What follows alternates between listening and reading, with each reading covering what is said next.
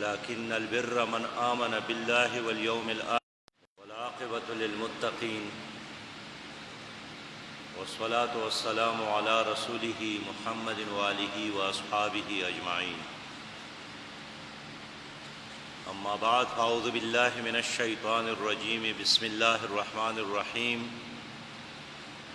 ليس البر أن تولوا وجوهكم قبل المشرق والمغرب ولكن البر من آمن بالله واليوم الآخر والملائكة والكتاب والنبيين وآتى المال على حبه ذوي القربى واليتامى والمساكين وابن السبيل والسائلين وفي الرقاب وأقام الصلاة وآتى الزكاة والموفون بعهدهم إذا عاهدوا والصابرين في البأساء والضراء وحين البأس أولئك الذين صدقوا وأولئك هم المتقون. صدق اللہ العظیم. برادران اسلام، سورہ البقرہ آیت نمبر 177. اس آیت میں اللہ رب کریم نے اپنے بندوں کو نیکی کا صحیح تصور بتایا ہے کہ نیکی کیا ہے، نیک کون ہے،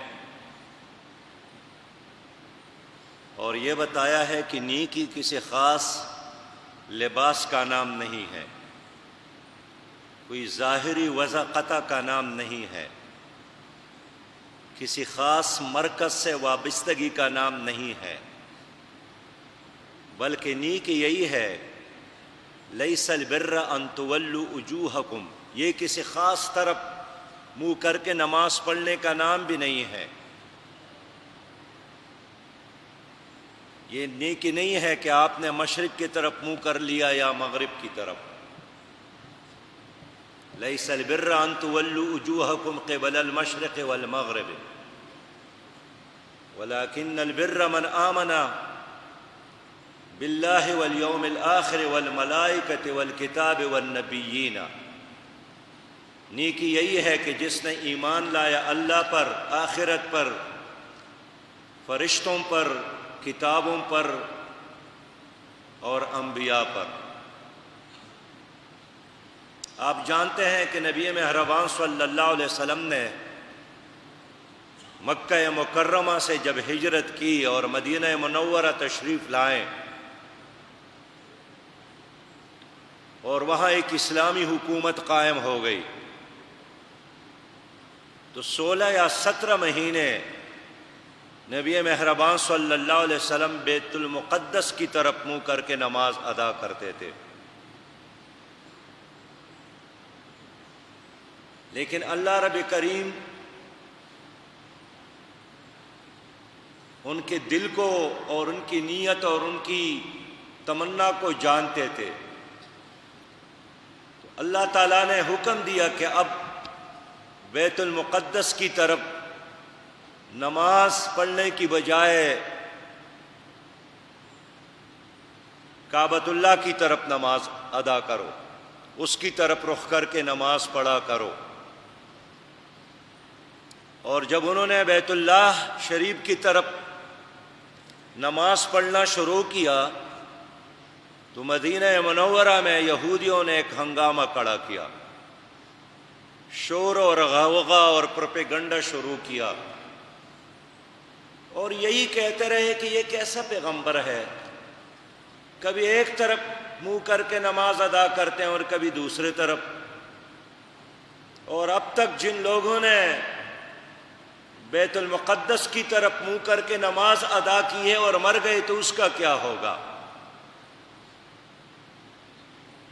تو اللہ تعالیٰ نے خود اس کا جواب دیا کہ یہ نیکی نہیں ہے کہ آپ مشرق کی طرف منہ کر کے نماز پڑھتے ہیں یا مغرب کی طرف، بلکہ نیکی تو یہی ہے کہ اب اللہ پر ایمان لائے، اللہ کے فرشتوں پر ایمان لائے، آخرت پر ایمان لائے، کتابوں پر ایمان لائے اور انبیاء پر ایمان لائے.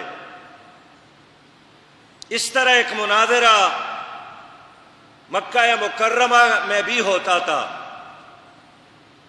کہ مشرکین مکہ صحابہ کرام کے ساتھ اسی پر بھی لڑتے رہے کہ آپ کیا نیک اور پارسا ہے، اور آپ کہتے ہیں کہ ہم حق پر ہے۔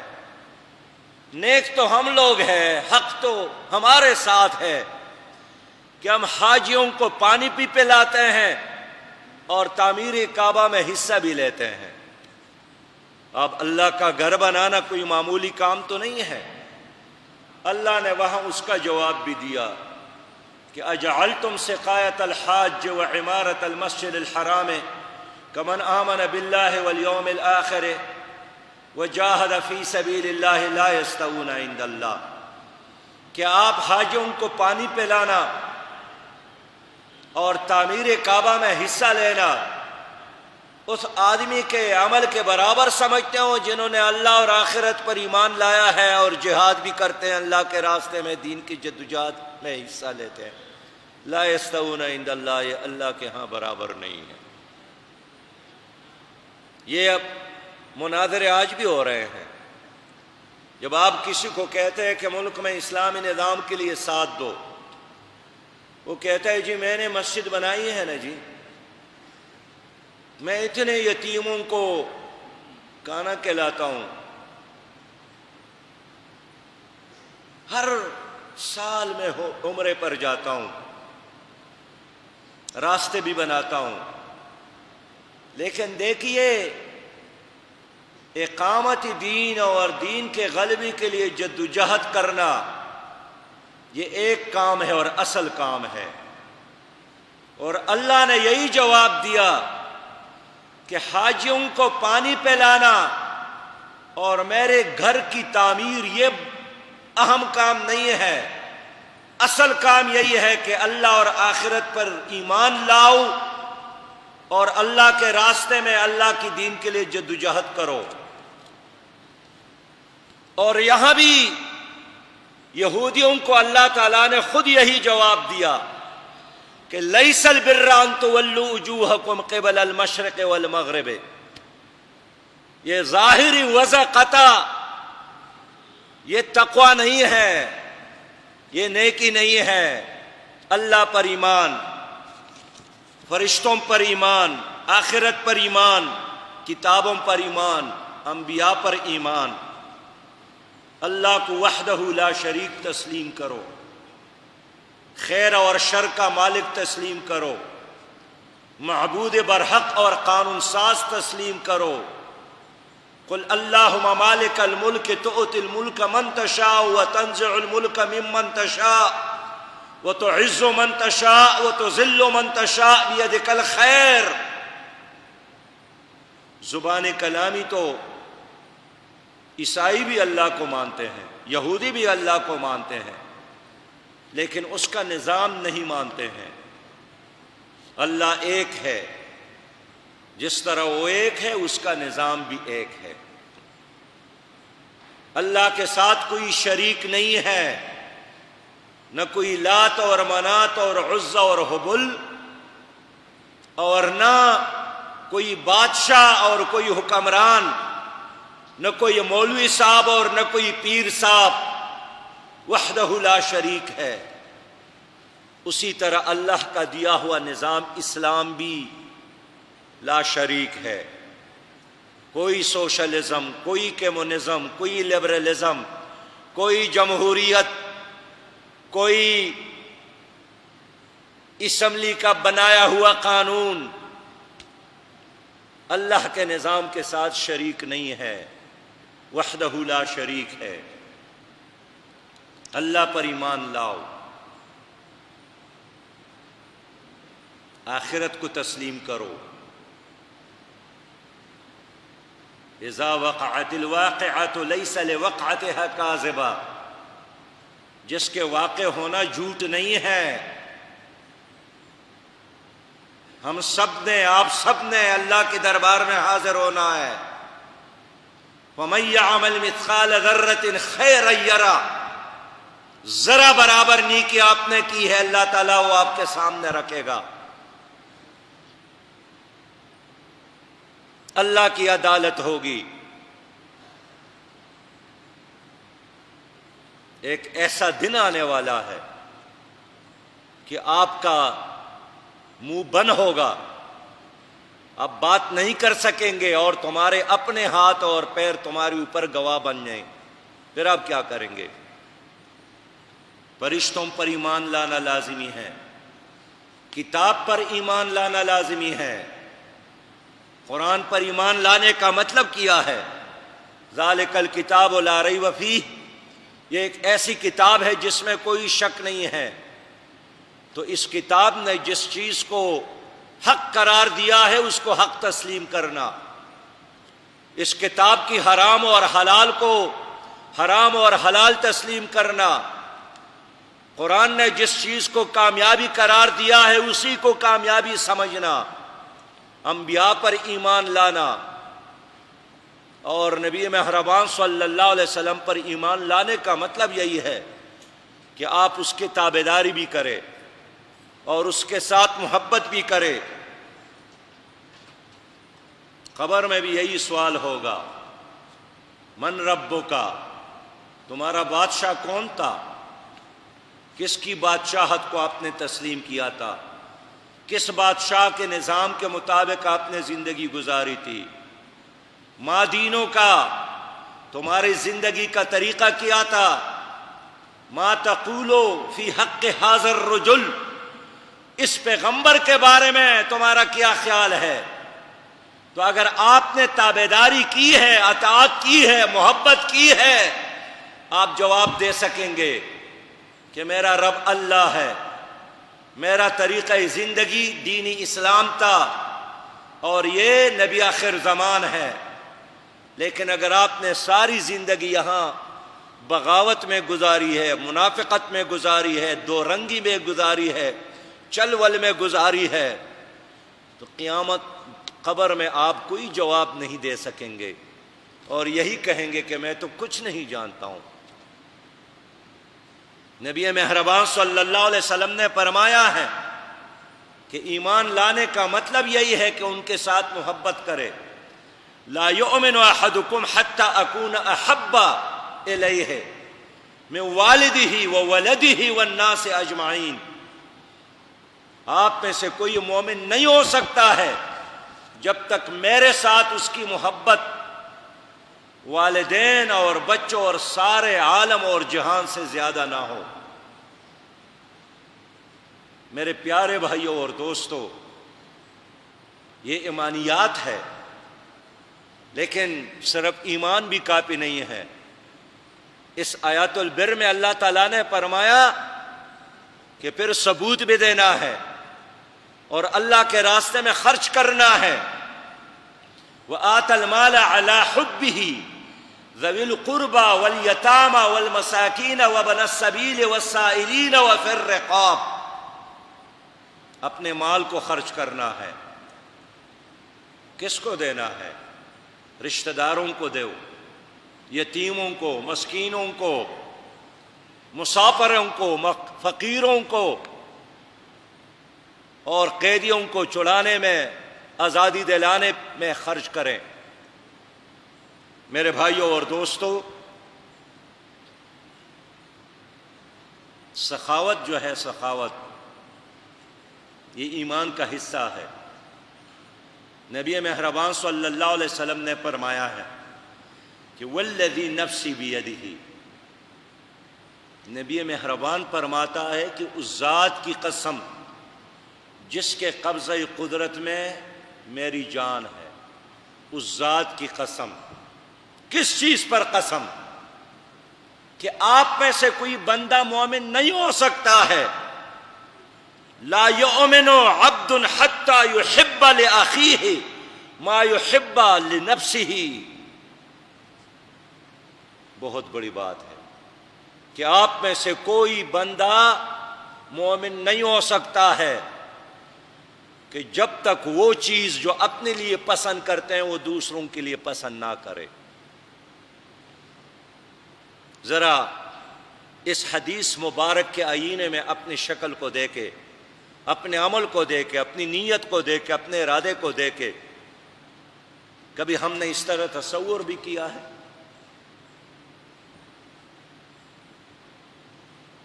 مجھے عزت ملے لیکن کسی اور کو نہ ملے، اللہ نے مجھے گھر دیا ہے کسی اور کو نہ دے، اللہ نے مجھے مال سے نوازا ہے کسی اور کے ساتھ نہیں ہونا چاہیے، اللہ نے مجھے خوشی ان سے نوازا ہے کسی اور کے ساتھ نہیں ہونا چاہیے۔ یہ مومنانہ کردار نہیں ہے۔ ایک بہت مشہور ولی ہے اللہ کا، عبداللہ ابن مبارک، عبداللہ اس کا نام ہے اور مبارک اس کے والد کا نام ہے۔ ان کے والد بھی غلام تھے لیکن وہ بھی بڑے متقی تھے۔ کہتے ہیں کہ ان کے آقا نے ان سے مشورہ کیا کہ میری بیٹی ہے، میں کسی کے ساتھ اس کا رشتہ کرنا چاہتا ہوں اس شہر میں، آپ کا کیا مشورہ ہے؟ مبارک نے جواب دیا کہ ایک یہودیوں کا طریقہ ہے، ایک عیسائیوں کا طریقہ ہے، ایک مسلمانوں کا طریقہ ہے۔ اس نے کہا بتا دیں۔ اس نے کہا کہ یہودیوں کا طریقہ یہی ہے کہ وہ جب رشتہ دیتا ہے تو مانگنے والے کی مال کو دیکھتا ہے کہ اس کے ساتھ دولت اور جائیداد ہے یا نہیں۔ عیسائیوں کا طریقہ یہی ہے کہ وہ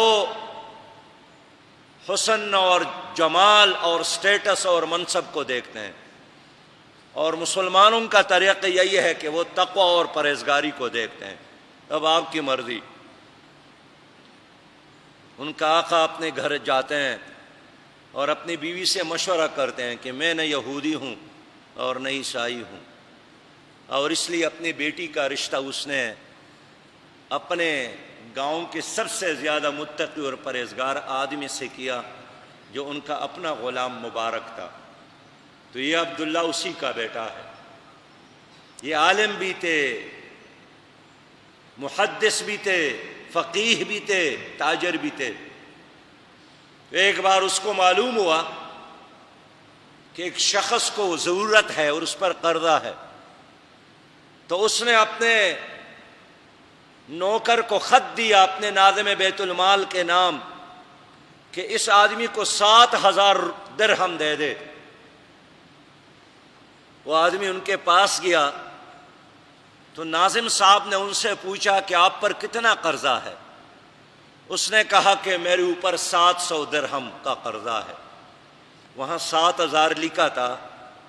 تو اس ناظم نے سوچا کہ لکھنے والے نے کوئی غلطی کی ہے، اور دوبارہ عبداللہ ابن مبارک کو خط لکھا کہ اس آدمی کی ضرورت تو 700 درہم ہے اور آپ نے 7,000 لکھا ہے، شاید غلطی ہوئی ہو۔ اس نے جواب دیا کہ اب اس کو 14,000 روپیہ دے دے، 14,000 درہم دے دے، اس لیے کہ میں نے نبی مہربان صلی اللہ علیہ وسلم کی یہ حدیث مجھے ملی ہے کہ اس آدمی کے لیے بخشش کا اعلان ہے جس نے ایک بندہ مومن کو اچانک خوشی دے دی اور اس کی توقع اور امید سے بڑھ کر اس کو خوشی ملی۔ چونکہ اس آدمی پر 700 درہم کا قرضہ تھا تو میں نے 7,000 اس لیے لکھا تھا کہ اس کو بہت بڑی خوشی ملے۔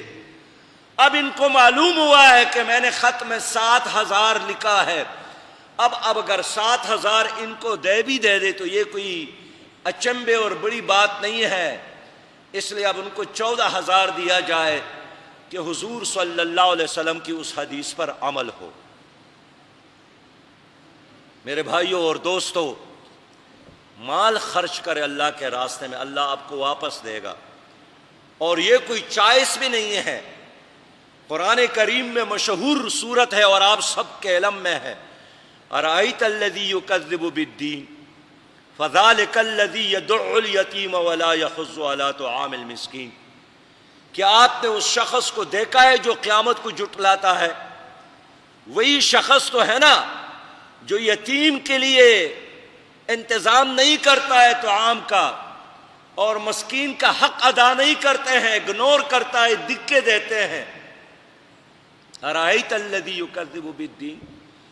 اور قرآن میں اللہ نے فرمایا ہے کہ قیامت میں اللہ تعالیٰ کی طرف سے حکم آئے گا کہ خذوہ فغلوہ ثم الجحیم صلوہ، پکڑو ان کو اور اس کو جہنم میں داخل کرو، اور اس کے ہاتھوں میں 70 گز لمبا زنجیر بھی ڈالو اور گھسیٹو، جہنم میں ڈالو۔ جرم کیا تھا، یہ یتیم کے لیے طعام کا انتظام نہیں کرتا تھا، مسکین کے لیے انتظام نہیں کرتا تھا۔ اس لیے میرے پیارے بھائیوں اور دوستو، یہ بہت خطرناک مسئلہ ہے۔ اگر آپ کے گاؤں میں، آپ کے اڑوس پڑوس میں اور آپ کے رشتہ دار میں یتیم موجود ہے اور آپ اس کے حقوق کا، اس کی ضروریات کا خیال نہیں رکھتے ہیں، تو قرآن کریم کے مطابق تو آپ قیامت کو جھٹلاتے ہیں، اس لیے کہ قیامت میں انہی کے بارے میں آپ سے پوچھا جائے گا۔ یہ ایک آزمائش ہے آپ کے لیے۔ کوئی آدمی اندھا ہے تو یہ آپ کے لیے آزمائش ہے، ایک آدمی غریب ہے اور آپ مالدار ہے تو یہ آپ کے لیے آزمائش ہے۔ میرے پیارے بھائیوں اور دوستو، اللہ رب کریم نے اس لیے فرمایا ہے کہ نیکی یہ بھی صرف نہیں ہے، وَأَقَامَ الصَّلَاةَ وَآتَ الزَّكَاةَ وَالْمُوفُونَ بِعَهْدِهِمْ إِذَا عَاهَدُوا، نماز کا نظام، زکوٰۃ کا نظام قائم کرتے ہیں، اور جب وعدہ کرتے ہیں تو اس کو پورا کرتے ہیں۔ وعدہ اللہ کے ساتھ ہو یا وعدہ بندوں کے ساتھ ہو، پورا کرنا ایمان کا حصہ ہے۔ جو وعدہ پورا نہیں کرتا ہے یہ منافقت کی ایک نشانی ہے، جو امانت میں خیانت کرتا ہے یہ منافقت کی نشانی ہے، اور جو گالیاں گلوچ دیتے ہیں یہ منافقت کی نشانی ہے۔ اس لیے میرے دوستو، جو امانتیں آپ کے ساتھ ہیں وہ اللہ کی طرف سے ہیں یا مخلوق خدا کی طرف سے ہیں، ان کا حق ادا کرے۔ اگر آپ ادا نہیں کرتے تو آپ خود ہی طے کر لیں کہ کیا آپ کے اندر منافقت کی کتنی نشانات موجود ہے۔ اور زکوٰۃ کا نظام قائم کرنا اور صلات کا نظام قائم کرنا، اسلامی حکومت قائم ہو جائے، اس کا کام کیا ہے؟ اس کا یہی کام ہے، الذین ان مکناہم فی الارض اقاموا الصلاة وآتوا الزکاة وامروا بالمعروف ونہوا عن المنکر۔ 4 نکاتی اسلامی حکومت کا ایجنڈا اللہ نے دیا ہے: اقامت صلاۃ، صلاۃ کا نظام، زکوٰۃ کا نظام، اور امر بالمعروف اور نہی عن المنکر کا نظام۔ کیا آپ نے دیکھا ہے کہ آپ کی کسی حکومت نے اپنے ایجنڈے میں یہ 4 چیزیں رکھی ہوں؟ حضرت عمر رضی اللہ تعالیٰ عنہ جب بھی کوئی گورنر مقرر کرتے تھے، ان کو پہلی نصیحت یہی فرماتے تھے کہ جا کر نماز کا نظام قائم کرنا، آپ کا پہلا کام یہی ہے۔ میرے پیارے بھائیوں اور دوستو، اللہ تعالیٰ نے فرمایا ہے کہ نیکی یہ بھی نہیں ہے، بلکہ آگے فرماتا ہے کہ وَالصَّابِرِينَ فِي الْبَأْسَاءِ وَالضَّرَّاءِ وَحِينَ الْبَأْسِ، تنگی اور مصیبت میں صبر کرنے والے ہیں اور جنگ میں بھی صبر کرنے والے ہیں۔ تو ہم جنگ میں صبر کب کریں گے؟ ہم تو کبھی گئے نہیں ہیں، ہمارا تو ارادہ ہی نہیں ہے، ہم نے تو کبھی دیکھا ہی نہیں ہے۔ ہماری حکمرانوں نے تو بچوں کے نصاب سے جہاں جہاں جہاد کا کوئی لفظ تھا، امریکہ کو خوش کرنے کے لیے اس کو ختم کیا۔ اسلام آباد میں جب آپ جہاد کے بات کرتے تھے، ادھر ادھر لوگ دیکھتے تھے۔ میں خیبر پختونخوا میں منسٹر تھا خزانے کا، شوکت عزیز کے ساتھ ہماری میٹنگ تھی، تو جب اس نے مجھے کہا کہ آپ تلاوت کرے، تو 2 میٹنگ میں نے جہاد کی آیات تلاوت کی کہ وَمَا لَكُمْ لَا تُقَاتِلُونَ فِي سَبِيلِ اللَّهِ وَالْمُسْتَضْعَفِينَ مِنَ الرِّجَالِ وَالنِّسَاءِ وَالْوِلْدَانِ۔ اگلی میٹنگ میں اس نے، گجرانوالہ کے ایک آفیسر تھے، ان کو کہا کہ آپ خود تلاوت کرے اور قل ہو سنایا کرے، یہ ایسی آیات پڑھتے ہیں جو بہت سخت ہوتے ہیں۔ میں نے کہا میری بات نہیں ہے، یہ اللہ کا حکم ہے، اللہ کا حکم ہے، اللہ کا حکم ہے۔ تو جہاد کرنا تو بہت بڑی بات ہے، سننے کے لیے بھی ہمارے لوگ تیار نہیں ہیں۔ حال یہ ہے کہ قرآن کریم نے بھی جہاد پر زور دیا ہے، اور جہاد کے بغیر اسلام نامکمل ہے، اور نبی مہربان نے فرمایا کہ الجہاد ماضٍ الی یوم القیامہ، جہاد قیامت تک جاری رہے گا۔ آج یوم القدس بھی ہے۔ 1948 میں یہودیوں نے فلسطین پر قبضہ کیا تھا اور فلسطینیوں کو اپنے زمین سے نکال دیا تھا۔ اب تک 1 لاکھ ہمارے فلسطینی نوجوان قبلہ اول کے آزادی کے لیے شہید ہو گئے ہیں۔ پہلے مرحلے میں انہوں نے 14 لاکھ گرانوں کو وہاں سے نکالا ہے، اور اب ایک چھوٹا سا علاقہ غزہ کی پٹی مسلمانوں کے ہاتھ میں ہے۔ تو سب سے پہلے خود مصری حکومت کی کوشش ہے کہ یہاں محصور رہے، یہ دب جائے، یہ ختم ہو جائے، اور ان کا یہ نعرہ ہی ختم ہو جائے کہ بیت المقدس مسلمانوں کا ہے۔ لیکن مٹھی بھر مجاہدین نے ہم سب کے لاج رکھی ہے، اور اس جہاد کا علم انہوں نے بلند رکھا ہے۔ بچوں کی قربانی، ماں اور بہنوں اور بیٹیوں کی قربانی، اپنی بزرگوں کی قربانی، اور ہر قیمت پر انہوں نے بیت المقدس کی آزادی کی اس تحریک کو جاری رکھا ہے۔ آج ٹرمپ نے نئی سازش شروع کی ہے، اور ڈیل آف دی سینچری کے نام پر مسلمان حکمرانوں کے ساتھ ساز باز اور سازش کر رہے ہیں۔ بہت سارے ایسے مسلمان ممالک ہیں کہ اگر قوم کا اور امت کا دباؤ نہ ہو تو وہ اسرائیل کے ساتھ ہاتھ ملانے کے لیے تیار ہے۔ ہمارے ملک میں بھی ایک ایسا طبقہ موجود ہے جو چاہتے ہیں کہ اسرائیل کے ساتھ تعلقات قائم ہو، حتیٰ کہ حکمران جماعت کے ایک ممبر نے پارلیمنٹ میں بات کی کہ کیوں آپس میں لڑتے ہیں، کعبہ ہمارا اور بیت المقدس ان کے حوالے کرے تاکہ لڑائی ختم ہو۔ ایسے بھی لوگ اس دنیا میں موجود ہیں، لیکن آج کے دن ہم نے دوبارہ عزم کرنا ہے کہ انشاءاللہ تعالی جب تک ہماری جان ہے اور ہماری جسم میں خون کا آخری قطرہ موجود ہے تو امت مسلمہ بیت المقدس کی آزادی کے لیے اپنی اس مہم اور تحریک اور جہاد کو انشاءاللہ جاری رکھے گی۔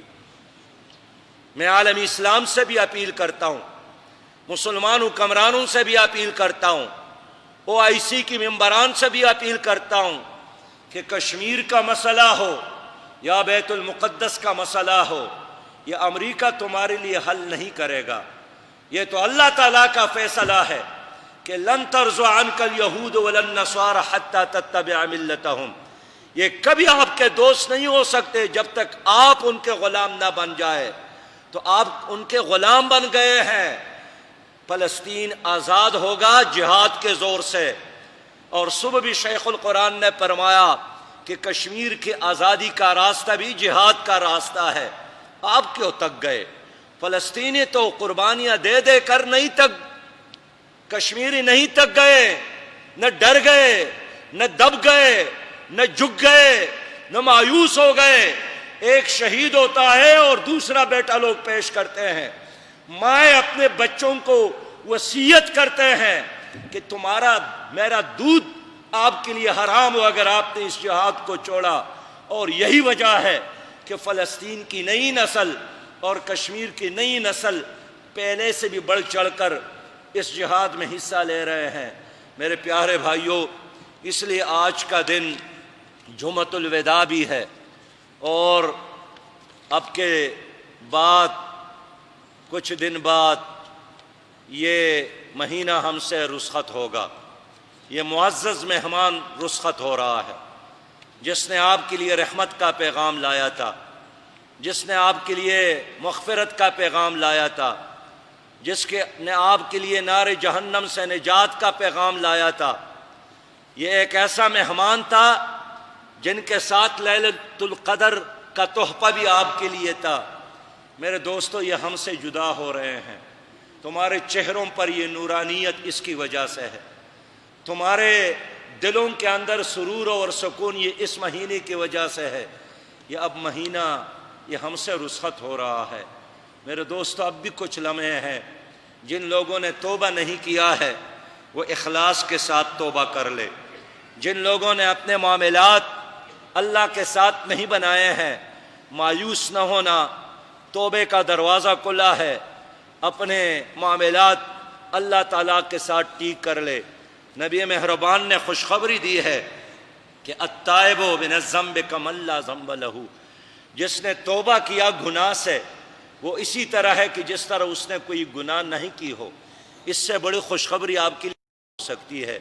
اس لیے میرے پیارے بھائیوں، یہ جو چند لمحے ہیں اس کو بھی ضائع نہ کرے۔ گپ شپ میں، آپس میں بات چیت میں سب سے بہترین ذکر قرآن کریم کی تلاوت ہے، اور حضرت عائشہ رضی اللہ تعالیٰ عنہ کو نبی مہربان نے فرمایا تھا کہ سب سے بہترین دعا یہ ہے کہ اللہم انک عفو کریم تحب العفو فاعف عنا، یا اللہ تو عفا پسند کرتے ہیں، عفا کرنے والے ہیں، مجھے معاف کرو۔ تو معافی مانگے۔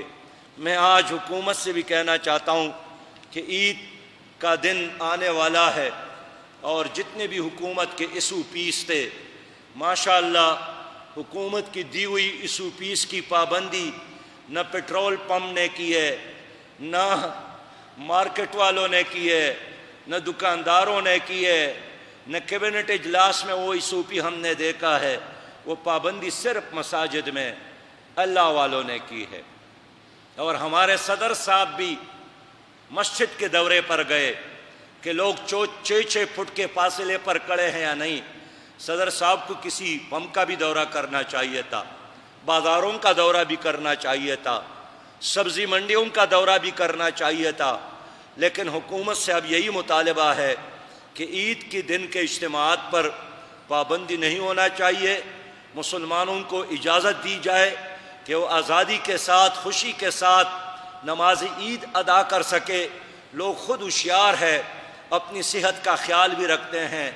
حکومت کے ساتھ اگر لوگوں کی صحت کا کوئی خیال ہو تو وہ اپنے ہسپتال میں ڈاکٹروں کو کم از کم وہ جو پروٹیکشن کے لیے آلات ہے وہ تو دے دے، جس کو PPE کہا جاتا ہے۔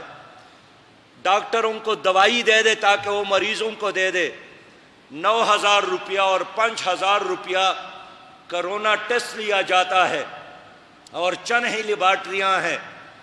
حکومت کے ساتھ اگر قوم کی محبت ہے تو کم از کم کوئی 10 ارب روپیہ ان کے لیے خاص کر لے تاکہ لوگ آزادی سے آ کر اپنا ٹیسٹ کروا سکے کہ وہ بیمار ہے یا نہیں ہے۔ اب 9,000 روپے ایک آدمی کے ساتھ کہاں ہے کہ وہ پرائیویٹ لیبارٹری میں جا کر اپنا ٹیسٹ کر لے، اور تمہاری سرکاری لیبارٹریاں ہیں کہاں پر؟ اور عجیب مسئلہ یہی ہے کہ جب آپ سرکاری لیبارٹری میں ٹیسٹ کرتے ہیں تو نتیجہ ایک نکلتا ہے، اور جب آپ پرائیویٹ لیبارٹری میں ٹیسٹ کرتے ہیں تو نتیجہ دوسرا نکلتا ہے۔ ساری قوم کو کنفیوز کیا ہے، ہر انسان حیران ہے کہ میں کیا کروں اور کیا نہ کروں۔ لیکن آج میں پھر یہی کہوں گا کہ خدا کے لیے جو 1,200 ارب روپیہ حکومت نے اعلان کیا تھا، 1,200، اس کے اثرات معاشرے میں ہم نے نہیں دیکھے، اس لیے کہ نہ علاج میں کوئی آسانی ہم نے محسوس کی ہے، نہ لیبارٹریوں میں کوئی آسانی ہم نے محسوس کی ہے، نہ ملک کے اندر یتیموں اور بیواؤں کی کوئی کفالت کا انتظام، نہ مزدوری اور دہاڑی کرنے والوں کا کوئی انتظام۔ اس لیے حکومت اپنی ذمہ داری تو پورا نہیں کر رہی ہے، لیکن مساجد میں عید کے نماز پر پابندی لگانا یہ ظلم ہے۔